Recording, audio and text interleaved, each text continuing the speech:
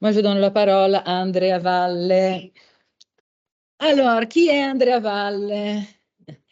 Andrea Valle è professeur associé de cinéma, photographie et télévision au département des sciences humaines de l'Université de Turin.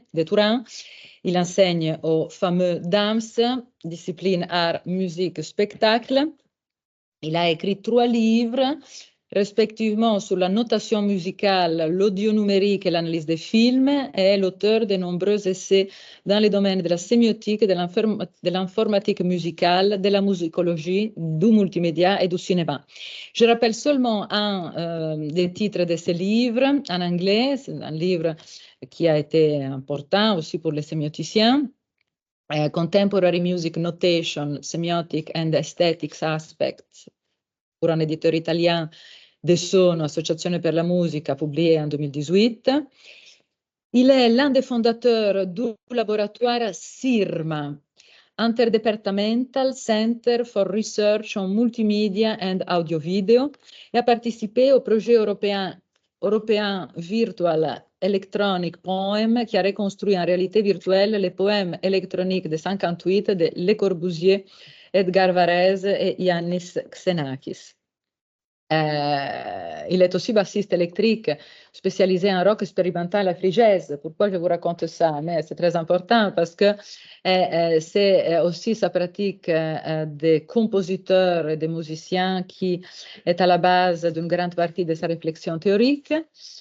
Son travail de compositeur est principalement axé sur les méthodologies algorithmiques dans les domaines électroacoustiques ainsi qu'instrumental. Je pense que vraiment c'est cette passion et ces 6000 métiers, quasi-métiers des compositeurs et des musiciens qui l'a rendu si fort dans la théorisation sémiotique et aussi dans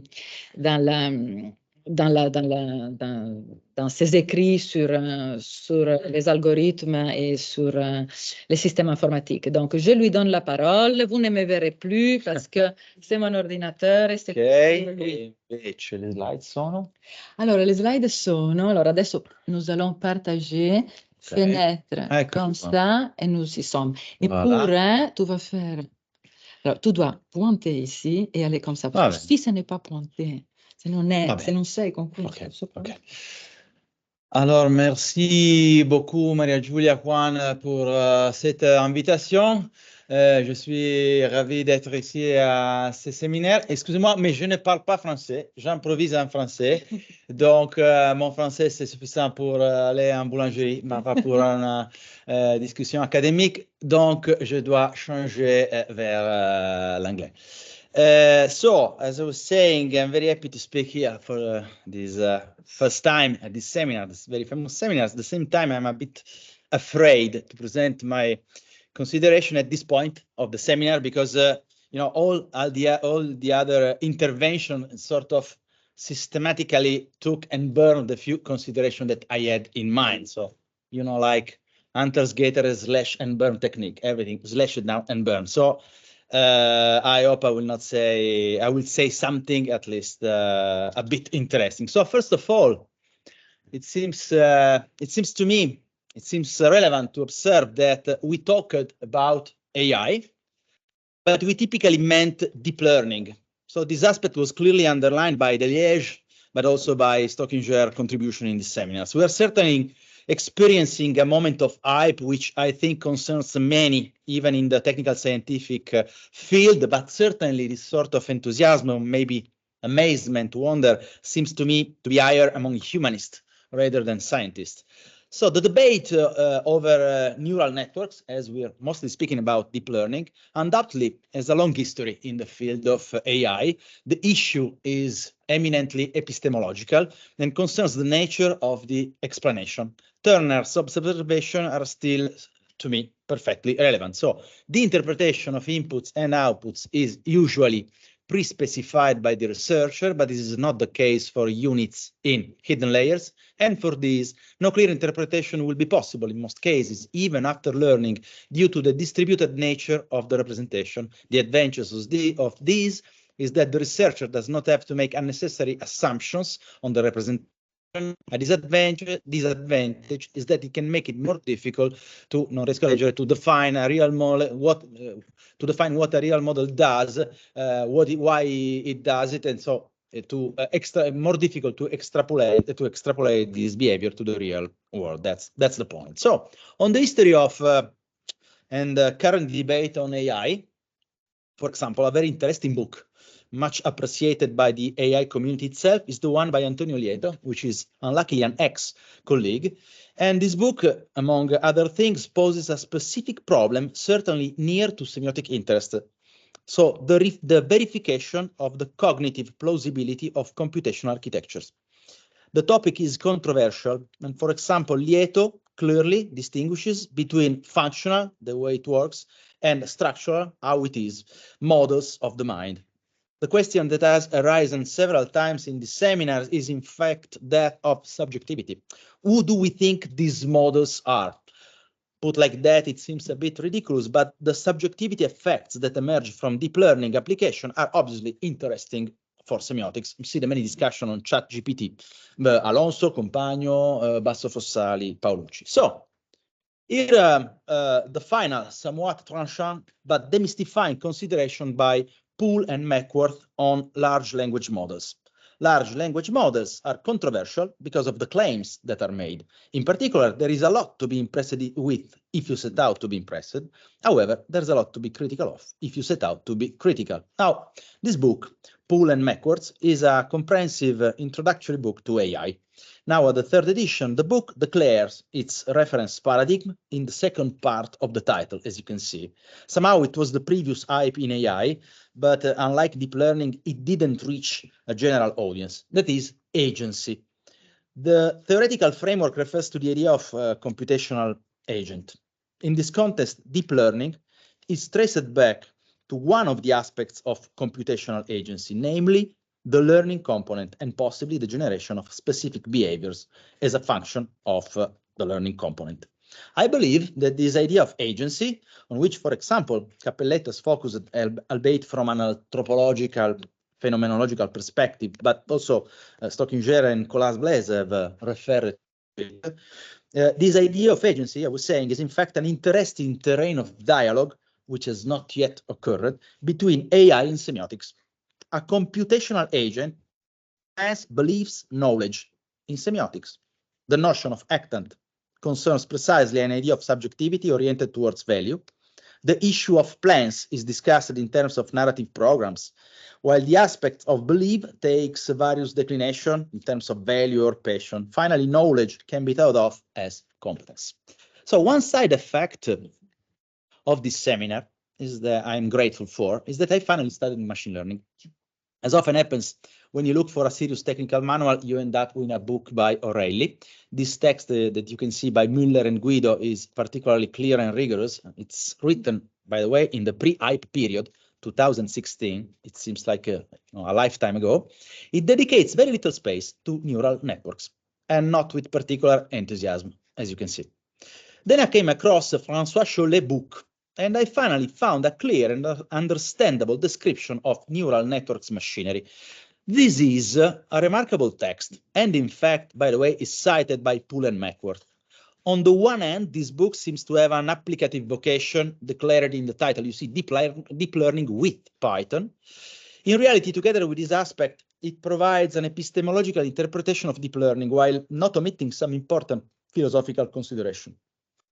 So, rephrasing some of the Adrien Delage consideration, starting from Chollet, what is a neural network? In essence, a neural network, the data is organized into an n-dimensional structure. 1D, and it's a vector, just like a sequence or a list, and the position requires just an index, 0, 1, 2, 1, and so on. 2D in the data then is organized as a matrix. Each data point can be identified by 2 coordinates in a Cartesian space. If n is greater than 2, then it is a tensor. A 3D tensor can be visualized. Otherwise, you have to think of a space in which each point is defined by n coordinates, but typically no more than 4 and 5. This special dimension is not incidental. Each layer in a neural network is a tensor to which a transformation function is associated, which simply takes the previous input layer, calculates each value as a function, as you can see on top, of W and B, and then applies an activation function, ReLU, here in the formula, let's say, which means rectified linear unit. The final layer outputs the prediction given the initial input. A final architecture can complexify the scheme, as an example, including many layers or providing different activation and optimization function, more on this later. But in the end, we always have transformation between adjacent tensors. For example, the figures, the colored figure shows the VGG16 network for extracting features from images. It's a chain of transformation, one layer to the other. So before thinking about learning, how can we interpret such an information architecture? Cholet seems to me very original since he provides a geometric interpretation. On the one hand, every tensor, we know, it's an n-dimensional space. As can be seen from the figures, which are examples from Cholet, each function in a layer geometrically transforms the input data in some way. The last transformation on the bottom is particularly interesting. This is a visualization of a ReLU. Trivially, this ReLU acts as a threshold function. That is, all values less than 0 become 0. The others remain unchanged. The presence of nonlinear function like this is fundamental. They are nonlinear because they are irreversible. After the ReLU, we have lost information. That is, we are not able to apply an inverse function that takes us back to the previous layer. In fact, how to map all the zeros now to the previous values? There's no more information. In essence, Cholet notes that deep learning involves doing an uncrumpling operation on a very crumpled surface.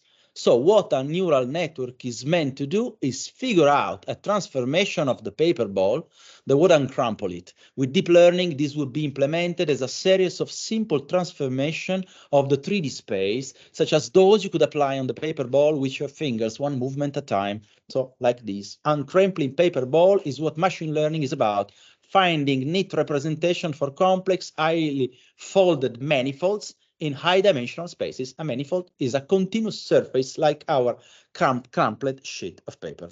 Now, I find this geometric interpretation very fascinating and convincing, and it also has the merit of completely eliminating the cerebral mystique of neural networks, because one point that has remained since the first proposal of computers is that of the electronic brain. In other words, to put it with Lieto, there is a sort of rhetoric of structurality. The argument, which is like 8 years old, so von Neumann in 45 spoke about synapses, about computers, is that the argument is the computer is an electronic brain, and therefore, by analogy, just as the brain is somehow implicated in human or animal subjectivity, then an electronic brain implies subjectivity. Now, this does not mean, as we have seen, I'm thinking again about Alonso, Compagno, Bassofossali, Paolucci, that there are not somewhat surprising effects in the output of the system, and certainly interesting ones, but in the end, a neural network can be complicated, but not so complex, which is perhaps the true charms of these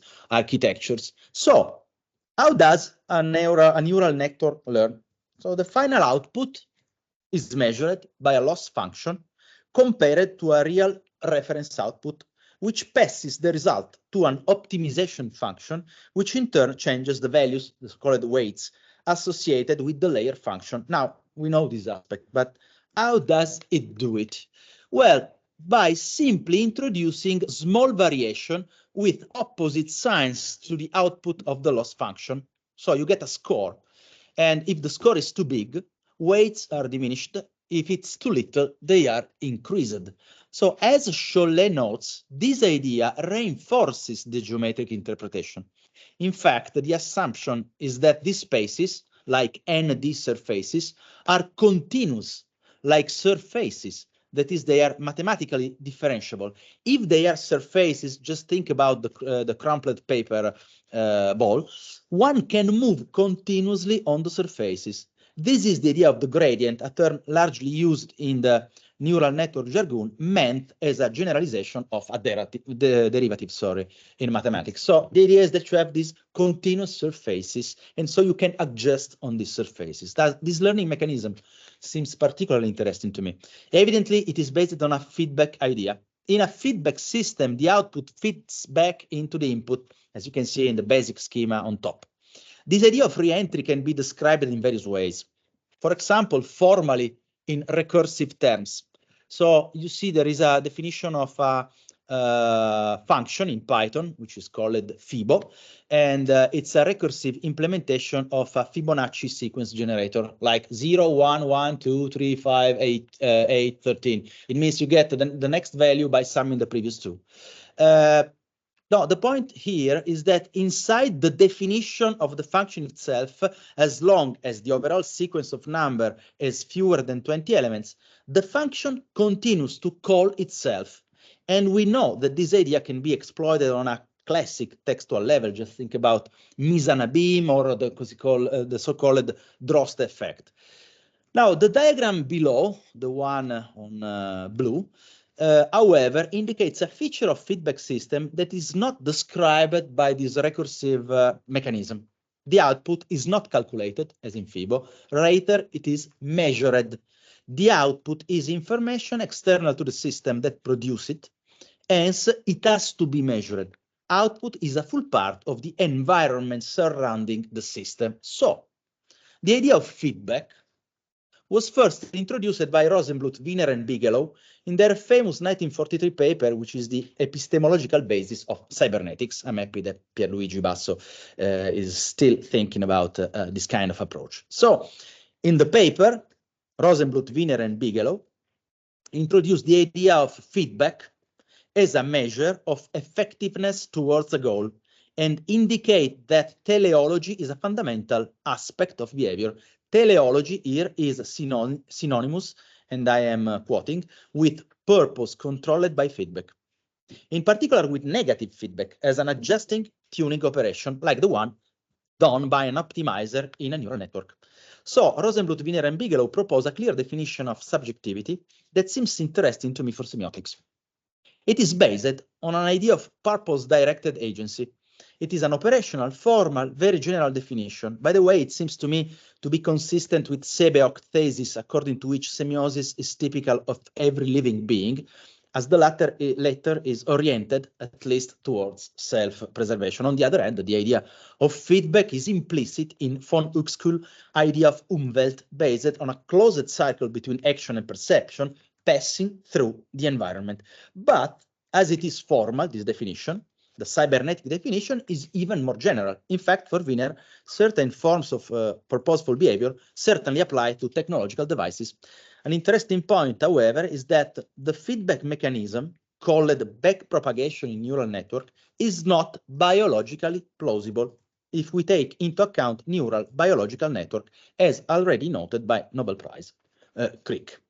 So, to end with the neural metaphor, a computational neural network, first, it is a set of geometric transformation between adjacent chained spaces. Second, requires a mechanism that has been proposed for the description of agency as a purposive behavior, that is feedback, that at the low neuronal level is not biologically plausible. In short, in order to inject a neural network with an intelligent behavior, we have to rely on a theoretical formal construct, feedback, that has been proposed to describe high-level agency in humans, animals, and machines. So, deep learning, and more generally machine learning, is the basis of a paradigm shift in computation. As noted by Deliège in seminars, in classical programming, results are produced starting from the formulation of algorithms, rules, and the available data. In machine learning, the system receives results and data, and generates the rules by learning. In terms of Peirce logical operation, it could be said that the emphasis in classical programming is on deduction. A certain result strictly follows from a rule. While in machine learning, the focus is on abduction. A certain fact is proposed as a result of a newly established rule. Thus, machine learning can be thought of as a set of technical methodologies for the automation of abduction. Now, I'm very flattered and at the same time intimidated by the fact that this simple diagram has been cited here multiple times. It's just a basic diagram with some semiotic annotation. The idea here was that programming, meant as organizing computational programs and also as code writing as a practice, is indeed a relevant semiotic activity, spawning thousands of languages, literally, in 50 years and resulting in millions of lines in written code. The whole digital revolution, in this sense, is still rooted in writing as a semiotic activity, and we saw the discussion by Lasseg in this seminar. Programming languages are semiotic systems that show an interesting twofold orientation on one side towards the machine that has to perform calculation based on strictly formal instructions, on the other toward the programmer and the community, so that a code can be also thought of as a form of literary writing. An interesting semiotic feature is in programming languages is that this double interpretation, both machine and human side, is not only linked but has to be consistent between these two sides, and yet it allows a relevant degree of semiotic freedom. Observed from this dual perspective, AI applications based on machine deep learning do not present particular features. They are standard computer programs relying on the Turing, as you can see on top, 1936, von Neumann, on the bottom, 1945 architecture. As a matter of fact, this can be easily observed by taking into account Keras. Now, Keras is the state-of-the-art library in deep learning provided by François Chollet himself, and you recognize the logo. We saw it before as an example. In the graph here, solid lines indicate it is written in. Dashed lines indicate can control. So Keras is written in Python and can control PyTorch, TensorFlow, and Google JAX environments, 3 standard environments for machine learning. As an example, PyTorch is written in Python, in C, and in CUDA, which is a proprietary language directly targeting NVIDIA GPUs, because for deep learning, we have to thank video gamers. The graph here, incomplete, is complicated, because as an example, Python can be directly used to control the intermediate layers of PyTorch, TensorFlow, and JAX. And there is also a C++ interface, meaning you can write C++ code for PyTorch and CUDA. But considering in the graph only the solid lines, which mean is written in, the graph is acyclic. It means that you always end up, if you follow the lines, in GPU. So the programmer user can insert herself theoretically in all nodes, from highest to the lowest. We are always surprised by the randomness and thus the creativity of deep learning systems. Down there, they all run on standard deterministic machines. So on one side, nothing changes. But this is just half of the story. The previous scheme we saw from Chollet didn't include feedback. The point is that the rules in classical programming are defined, those in machine learning are progressively inferred. To sum up, in classic programming, the programmer starts from rules, while in machine learning, she gathers them from data. In machine learning, classic rules are indeed present, but act as meta rules, that is, methodologies to be used to get rules from the data.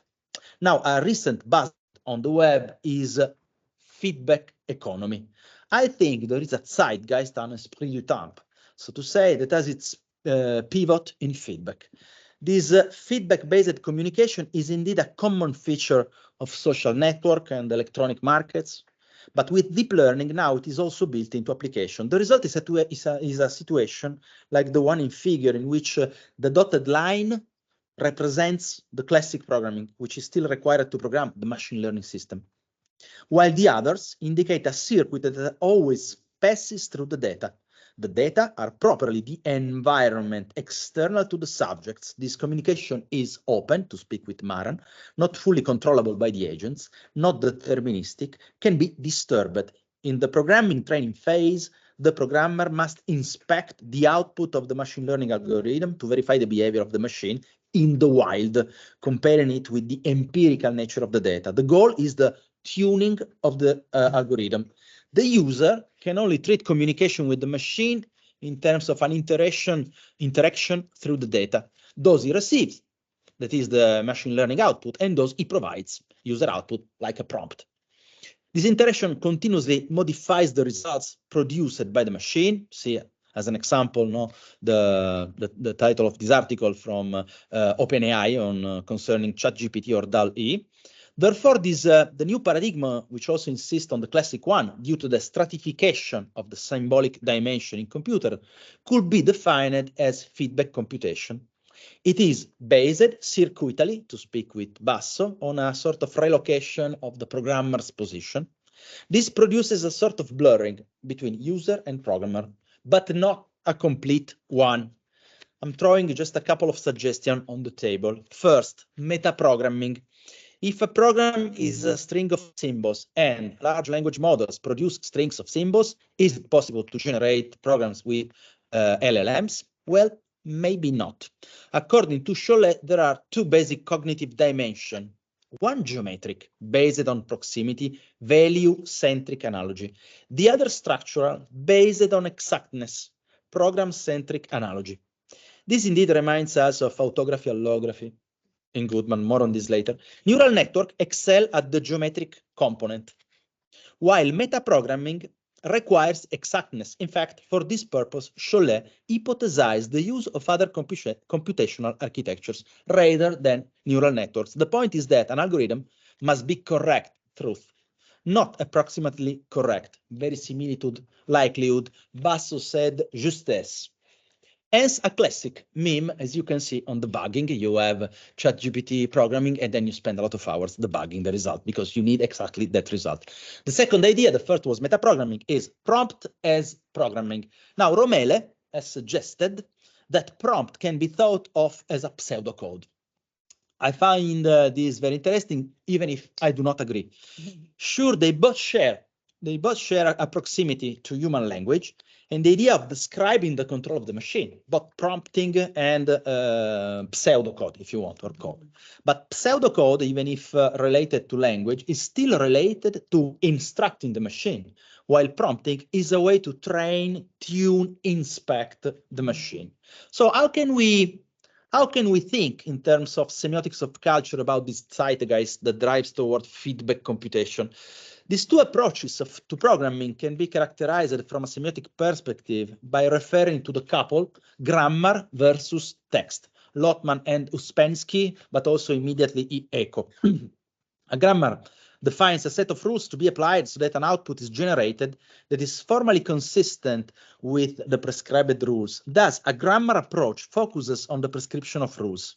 Rather, a text acts as an example from which to infer regularities in order to generate new text. Cultures based on grammar relies on rules to be respected, the latter being modifiable at the cost of a radical transformation of the culture itself. Text-based cultures operate by a sort of continuous drift, by chaining text that are recursively taken again into account as examples to be inspected in order to produce new text. Lotman and Uspensky observes that textual culture are based on expression. I think this is interesting, while grammar cultures on content, because here content is thought to be defined in somewhere else. One can easily observe that grammar relies on deduction, text on abduction. One could indeed think with Goodman that textual culture are autographic mostly, while grammar ones are allographic. It is indeed curious that such a shift towards textuality, example, autography, at the higher level happens thanks to symbolic machine based on formal, strictly allographic, grammatical, rule-based systems, standard machines. As said, this epistemological shift on the computation side is coupled with an analogous one on the user side. As data are the driving force, users have to focus on sets of examples in order to cope with the algorithms. Hence, the relevance of corpus, archives, sets, thinking about the work by Maria Giulia and Enzo, also the presentation of the different projects. On the computation side, generative AI application based on machine deep learning offer users a variety of results given the same input, thus triggering on the user side practices based on examples. Oral culture are mostly text-based oriented, as there is no support for objectifying rules. Written cultures are more grammar-based oriented. This textual drifting is not, of course, entirely new. Secondary orality, as introduced by Ong following McLuhan, is a common feature of social networks, but it is now built into application. So I would like to conclude with an example.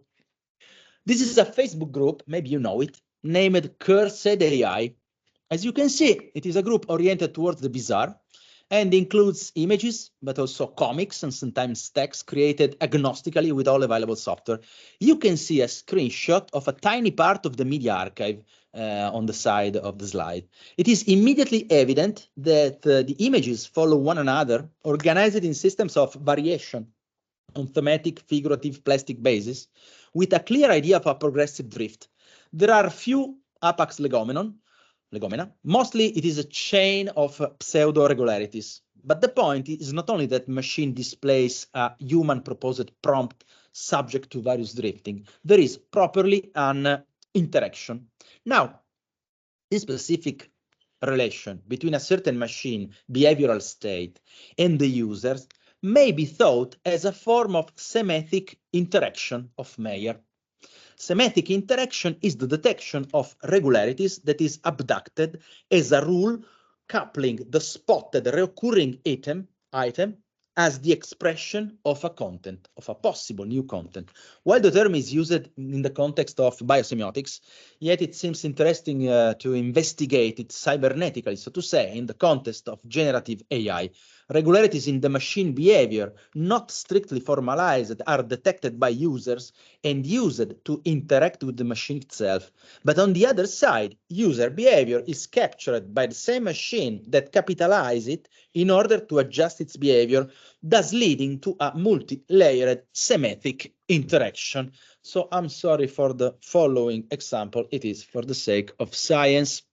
So the first example is linked to the so-called yellow coolant. So a user, Phil Barber, has persistently posted rather bizarre images that refer to urine through a politically correct term in order to fool prompt censorship. Yellow coolant. Now, to his taste, often in relation to cars. By obsessively repeating the post in the group, he somehow triggered an imitative reaction, a semantic interaction. This thematic figurative dimension has become significant. The theme yellow coolant in its entirety has become an expression of possible other contents. It has become an object of recognition in terms of echo. This unit is multimodal. It includes a visual part, of course, but also the linguistic prompt itself, as you can see on the container. Not least the author, who is honored, as you can see on the Phil Barber soda can. The second thread I'd like to show you is this one, and it started with an image indicating Kandahar circa 1923. The result is the construction of a truly surrealist collective imagination of an alternative post-First World War Kandahar. Semantic interaction can be recursive, so there is a thread inspired by the giant something of Kandahar circa 1923. So you can see there is the giant cookie monster, there is the giant lobster of Kandahar. So this thread has been widely and wildly developed so that an Afghan user has complained as this thread has colonized search engines. So people were looking for Kandahar circa 1923 and having this kind of results on Google. So what is the role of the machine? And I'm finishing. One possibility is to provide additional features on which humans can further elaborate. Yet in the previous examples, in some sense, deep learning was a sort of displaying agent. It acted mainly as a support. The case of Clungus is interesting. Now, most image AI treats text as images. In short, there is no allographic status writing versus autographic image. Everything is an image. And so unreadable writings can emerge in these images, but also readable ones like clungus. This is terrible, I know. So AI proposed the name clungus. The name entered in the community, mainly associated to meet with an organ-based semantic spectrum. Initially, it could be both a sort of anus and phallus-like, but also like an alien or a microorganism like a tardigrade or a Cthulhu-like figure. Later, usage stabilized the notion of clungus as a meet-all, so that it became also an entry in urban dictionary. Of course, merging operation like sort of crossover episodes are possible, so to say. So like, as you can see on the side, clungus plus yellow coolant plus Kandahar, circa 1923. So, to conclude, first, agency is probably the most interesting concept through which enter into dialogue with AI. 2, deep learning is interesting for a discussion of subjectivity, not in relation to a connectionist brain metaphor, rather because it shows a cybernetic basic agency as it is feedback driven. 3, this feedback creates a specific data-driven computational environment, like call it feedback computation, where environment is assumed in a biosemiotic sense, even if biosemiotician would surely not agree. 4, as noted by Basso Fossali, the situation creates some specific communication circuitry and indeed some specific enunciative positions. Agency of different kinds is distributed, as noted by Colas-Blaise or by Paolucci. These 5, these enunciative positions are multiplied as they lie at various levels. First, in the complex hierarchy of programming as a semiotic activity. 2, in the human-machine interaction in terms of usage. 3, inside the text produced by generative AI. Since the opening of the seminars, Maria Giulia has aptly observed this multiple perspective on enunciation. I agree that in relation to enunciation, this may ask for a typology of observers, as proposed, by the way, by Jacques Fontany, since his seminal Les Espaces Subjectifs.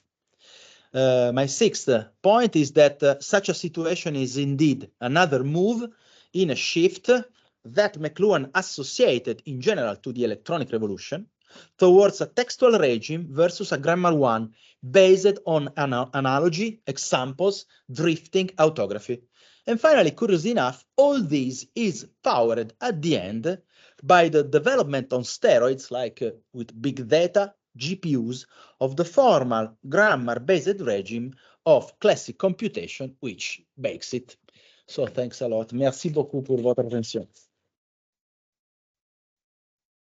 Thank you so much, Andrea. I think that we can switch from English to French as we like. I think that he's able to understand. I know that he's able to understand your question in French, but I would like to begin with a question in English about allography and autography. Sure, you presented grammar as allography and text as autography. I was wondering if the works of deep learning machines, let's think about diffusion models with Midjourney and so on, because you are not focused, you did not focus only on this, but for me it's very important. I was wondering if this relation between allography and autography, you said that deep learning has to do with texts more than with grammar. And I was thinking probably it's a diagrammatic working more than because to name and to describe the work of Midjourney, for instance, we can say that it's an accumulation of texts, but from this accumulation of text, we have to be able, sometimes, if we want, to extract styles, for instance. Sì. So the problem of styles, we have to extract from a multitude of texts something that can be transferred. This is why I speak about the diagram in the sense of Goodman, obviously, to stay in the Goodman thinking.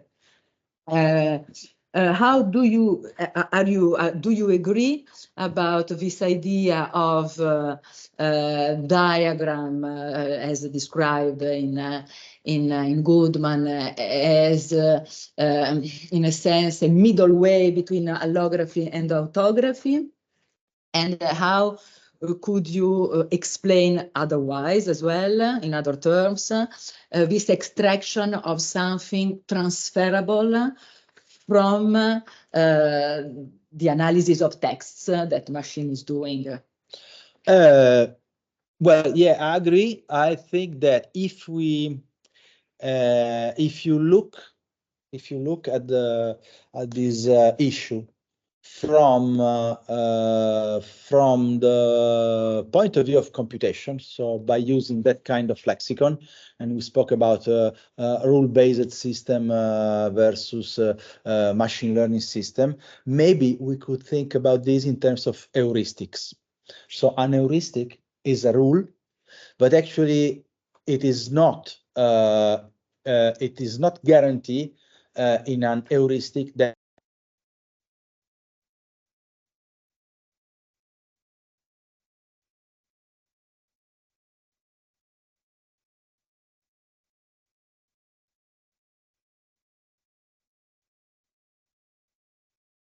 And so I think that this idea of weak generalization is something that in some sense can be able to mediate between the idea of deterministic rules on one side and on the other the idea of the multiplicity, the idea of the idiosyncrasy of the empirical data in some sense. So in fact, you get some regularities, stylistic regularities. So the way Van Gogh probably has used his hand, no? But how it is this is transferred on in terms of visual markers. And so you say, okay, if I see this visual marker, there are good chances that it's Van Gogh. It mostly works. Sometimes it doesn't work. So I think that this idea of rules as heuristics can be a sort of mediations. Very good, very good. Quanto mi dà, professore? I was asking for a mark, actually. On discute des notes que je vais lui donner. Écoutez, allez-y, est-ce qu'il y a des questions? Rosanna, I don't understand if you're... Enzo, alors, oui, do you prefer... on t'écoute, Enzo, et ensuite c'est Rosanna. Je ne sais pas qui a levé la main en premier. Oui, bon, je vais poser la question en français parce que, voilà, c'est pas... Je n'ai pas clair quelle question je vais poser, du coup, c'est plus facile. Mais c'était, voilà... Bien sûr. Ouais.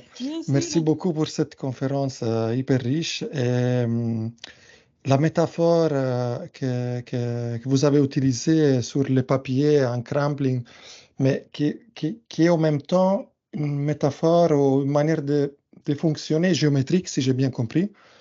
Oui. Voilà, ma question est très générale sur... j'ai deux questions. Question très générale. Est-ce que c'est vraiment un principe géométrique qui est capable justement de construire une médiation entre autographique et allographique, c'est-à-dire entre une grammaire de règles et une cumulation de textes qui essaie de modéliser des textes et du coup peut construire des régularités mais qui ne sont pas figées? Ça, c'est la première question qui m'intéresse beaucoup.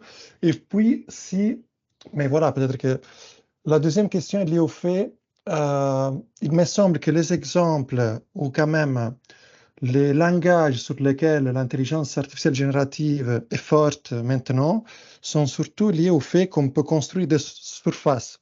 C'est-à-dire un texte visuel ou un texte verbal, il y a une surface, et donc la métaphore de la géométrie marche très bien.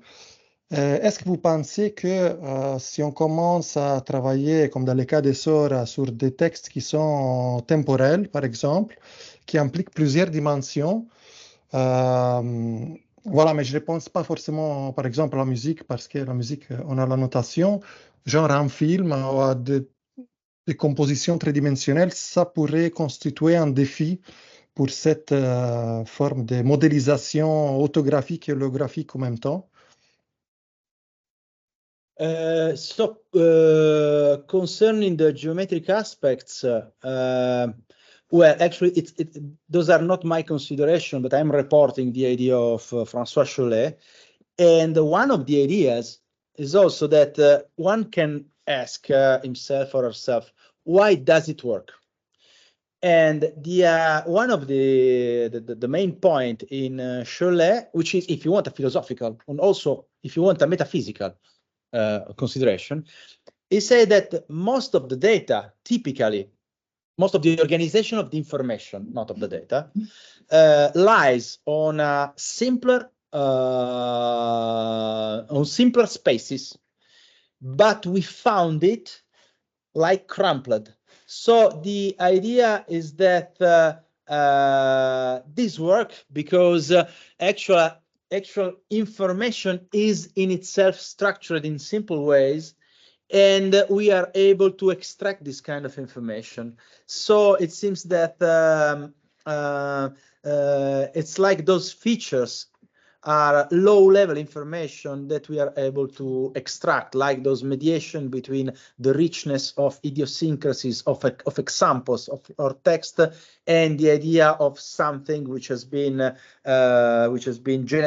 generalization. So the mediation between the two is that in some way the space of empirical data is like it's too much folded, and machine learning works because it is able to uncrumple it, so not to reduce it, but to bring it back, if you want. That's an aspect of metaphysics, if you want, but to bring it back to simpler dimensions. So I think it's interesting, this fact, because it is also providing empirical examples. So the idea is that it's not like interpolating between data, but it's different. It's extracting information, assuming that the information in some sense is inside the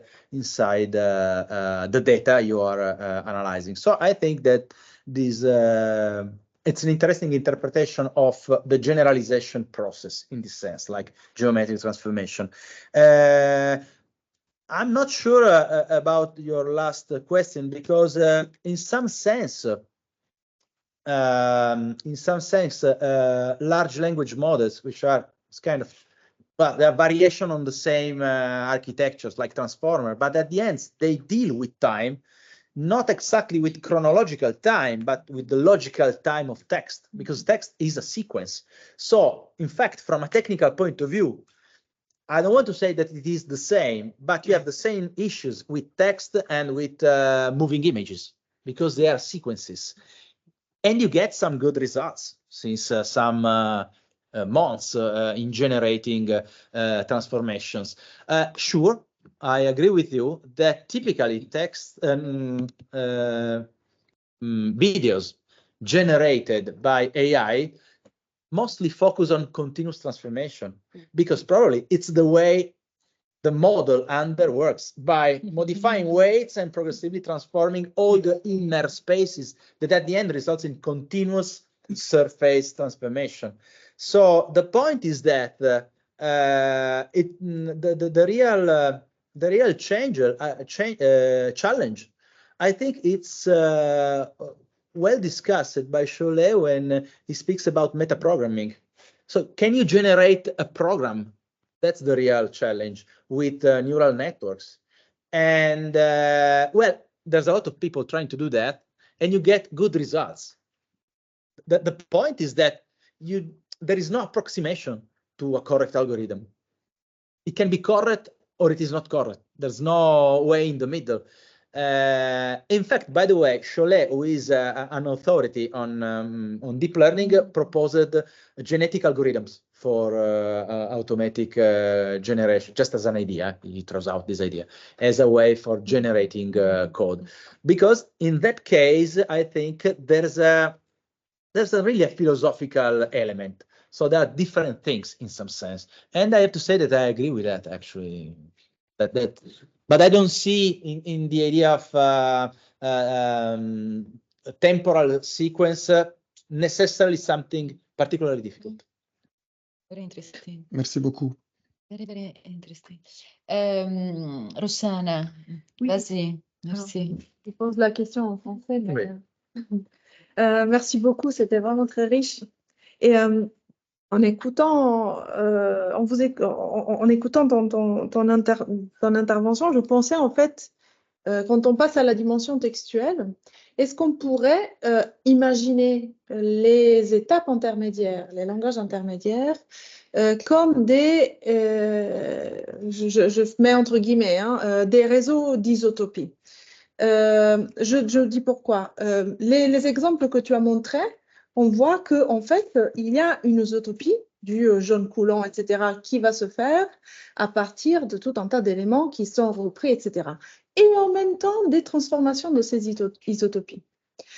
Et dans les exemples que tu viens de faire par rapport aux vidéos, donc les images, en fait, où en fait on a des métamorphoses, mais dans le continu, on pourrait imaginer ça comme des formes, disons, des formes isotopiques, dans des reprises des mêmes lieux, qui sont à la fois des lieux de discours, mais aussi des nœuds, qui se déplacent petit à petit. Alors, comment, moi, donc ma question, en espérant que je l'ai bien posée, ma question est comment doit-on imaginer, nous, en fait, l'action des langages intermédiaires? Comment, est-ce que cette façon de les... Est-ce que cette isotopie, ce fonctionnement isotopique est ce qui se réalise vraiment ou c'est juste dans le résultat, justement, que je te dis? Et si tu parles de langage intermédiaire, tu entends l'idée de hidden layers. So oui, les hidden layers.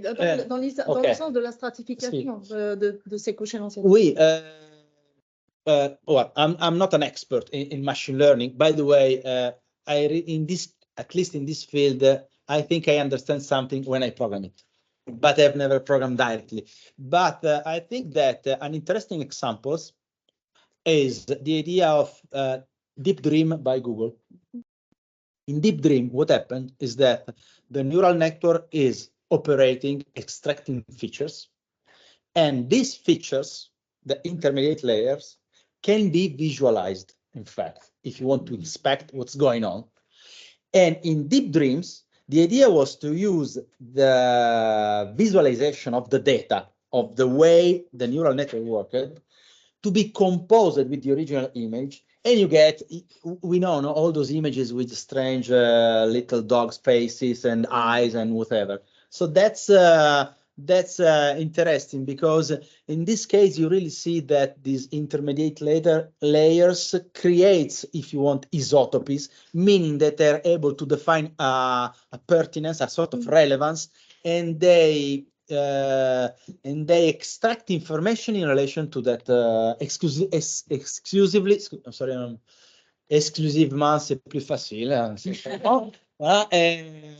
In relation to that feature. So, in fact, all those visual feature extraction are sort of automatic way of creating isotopies. And in deep dreams, you really see them going up on the surface because they are used to so yes, I agree with you. They can be thought as way of defining isotopy specific information based on a basic relevance. Merci. Super intéressant. Mille merci à vous deux. Est-ce qu'il y a d'autres questions? Alors, moi, je voudrais, s'il n'y a pas d'autres questions, faire un autre applaudissement à Andrea. Pourquoi? Je vous l'explique, parce qu'on n'applaudit pas comme ça au hasard tout le monde. Hein? Non, mais il a écouté tous les enregistrements vidéo depuis le début de l'année. Donc, je pense que il mérite bien. Il mérite bien cet applaudissement.